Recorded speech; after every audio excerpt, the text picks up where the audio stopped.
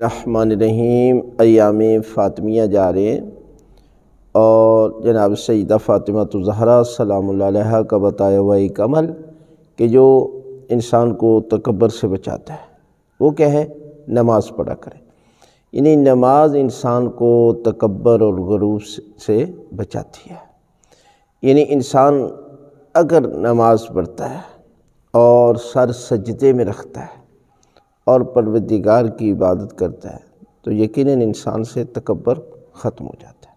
اس لیے کہ ہر نبی اور ہر امام نے نماز کی اہمیت بتائی اور قرآن مجید میں واجبات میں سے نماز کا ذکر بہت زیادہ ہے۔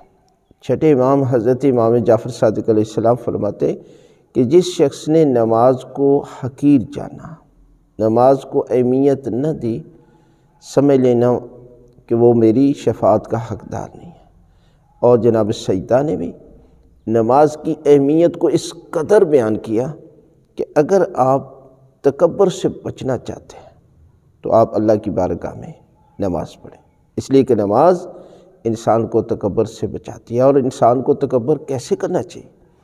اس لیے کہ جس کی ابتدا نجس قطرے سے، جس کی انتہا مردار، اور خود انسان اس قدر بے بس ہے کہ جب اسے پسینہ آتا ہے تو اس کے جسم سے بدبو آتی ہے۔